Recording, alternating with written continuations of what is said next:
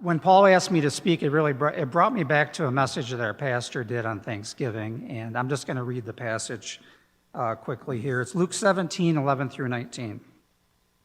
It happened as he made his way toward Jerusalem, he crossed over the border between Samaria and Galilee. As he entered a village, 10 men, all lepers, met him. They kept their distance but raised their voice, calling out, "Jesus, Master, have mercy on us." Taking a good look at him, he said, "Go show yourselves to the priest."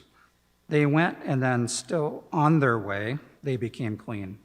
One of them, when he realized he was healed, turned around and came back, shouting his gratitude, glorifying God. He kneeled at Jesus' feet, so grateful.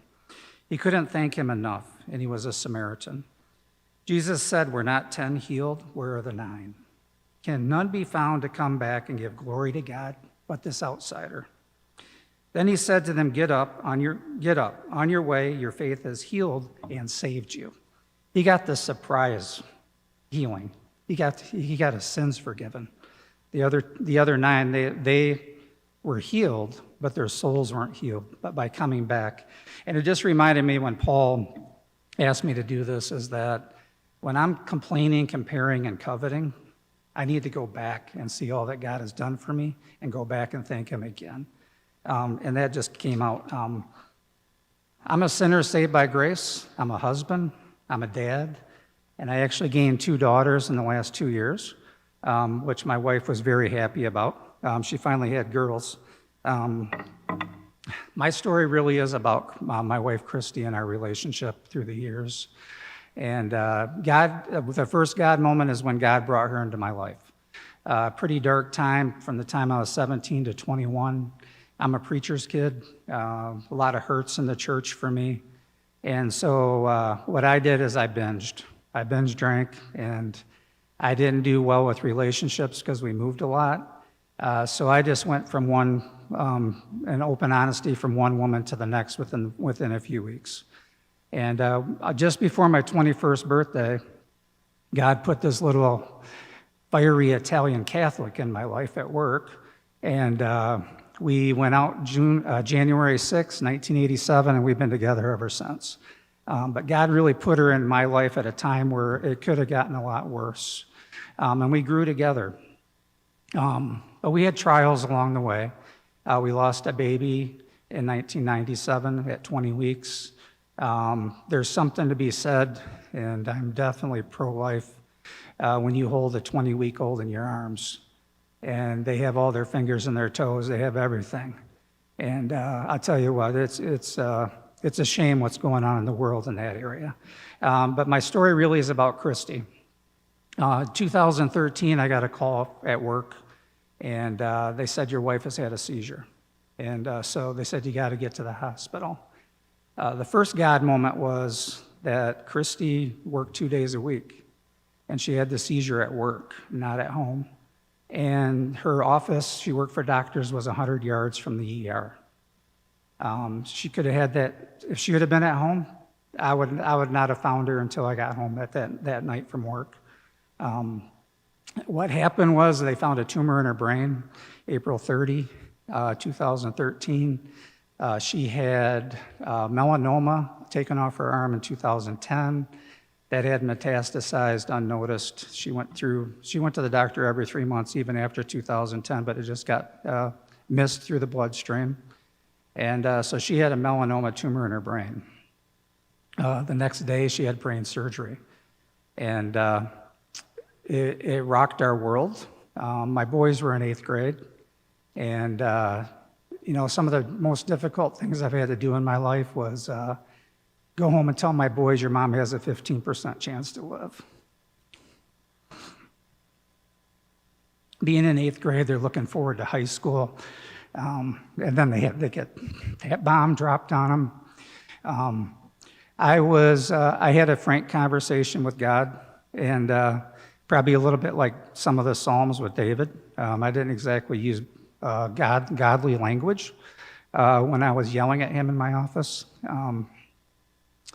But he's been there with us through this. She had brain surgery, 16 full brain radiation treatments, and then she had a PET scan. They wanted to see, okay, is it anywhere else? And they found melanoma, 5 tumors in her lungs. and which just decreased, unfortunately, her chance of survival. But you can see that she is in the photo, so it is a happy ending. So we spent in treatments from 2013 to 2019, and we went through multiple hospitalizations a week at a time. Another God moment was we were given 7 treatment options, and I was also in the medical field. I'm an RN, and I was fortunate that I had a very good friend that was actually a nationally known palliative care doctor. We had an oncologist in Grand Rapids that had the wisdom to send my wife to a melanoma specialist. And another God moment is that one of the top melanoma treatment professionals in the world actually is in Detroit, Michigan. And so we only had to travel to Detroit. I live in Grand Rapids, Michigan, by the way. When this all started, we didn't know whether we were traveling to Kettering or down to Dallas or Bloomington, Indiana. But God made it possible that we were only 2.5 hours away from home. During that 6-year time period, and I live on the on the east side of Lake Michigan, so we get all the snow. For 6 years, we did not miss an appointment for weather reasons, which is amazing, living over on that side of the state. But some of the things that happened during those hospitalizations, first was I mentioned I had a friend, we had 3, and what we did is we went to all 3 men, and we laid out the 7 options, and all 3, without knowing what the other one said, picked the same one. And it just gave confirmation that, okay, God, this is the direction you want us to go. This is what you want us to do. So, during those treatments, we would go to Detroit for a week at a time. We were blessed that my mother-in-law lives in Grand Rapids and can stay with my kids. Another huge blessing during that time was for my boys, is that it was high school, and mom and dad were available, but not like typical parents would be available because of everything that was going on. And we just had a wonderful youth group that just surrounded them and loved them.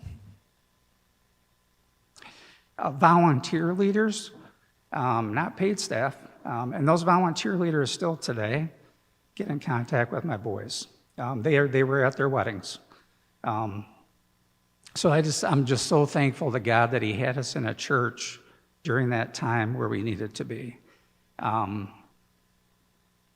to think of some of the other special things that happened. But as we went through that journey, I didn't see these God moments happening. Still went through periods of anger at times. Just so happy my wife was still living, but still, angry that we had to go through these things. But when I look back, I worked for a very godly CEO at the time, had a very large retirement community in Grand Rapids. And Dave took us in as his family. I was not allowed to use my vacation for the times that I was off of work. He said, vacation, you're going to need your vacation for your own self in order to recoup after you go through these. Right after my wife's brain surgery, a couple weeks, it was May, that's lawn cleanup time. We wake up to the noise of lawnmowers.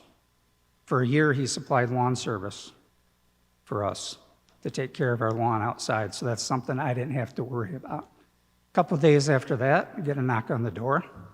There's a house cleaning service. He provides a house cleaning service for us for a year, so that my wife didn't have to do that, or myself, which she wouldn't want me doing a lot of it anyways. But, as we went through these things, you see how God works in us and through us and the things that happen. Christy now, from 2013 to 2019, she had brain surgery in 2013. She went through 5 years of immunotherapy, at times very rough on her body. She dropped to, right around 90 pounds. She's a little thing anyways at 5'2", a little Italian, but that was way too thin. But what God was able to do is God healed her. And very early on during this, my pastor came to me and he goes, Scott, don't pray for healing for Christy. Pray a thank you of the healing that's already taken place. So about 6 months into this whole thing, that's what I prayed for that whole time was, okay, God, thank you for the healing you've already done in my wife. And since 2019, March, she has not had any treatments. In fact, just December 2022, she got another clean bill of health for the third time. And so, it's just a time to be able to thank God, and you look back and you see all these God moments that have taken place. And I started thinking about I haven't worked at very many places, only 4. But when you look at why does God have you in certain places, and I looked at, what were the God moments that took place while I was working at that organization or job. My first job was at Pine Rest Christian Mental Health Services. I'm actually a psych nurse. I was there for service because one of my wife's siblings went through a nasty divorce, became suicidal, and I was able to get her help right away. If I wouldn't have been in that position, I wouldn't have known who to call right away. And then I just want to reiterate kind of what happened while I was working. But I want to thank you for the opportunity to share the God moment. God moment about how I ended up at Hagee. I'd love to talk to you guys about that because that was totally a God thing. But blessings to you. And what I encourage you to do is when you start having those feelings of complaining, comparing, and coveting, be the one that goes back and takes a look at your life and what God moments have happened, and thank God for all those things. Thank you.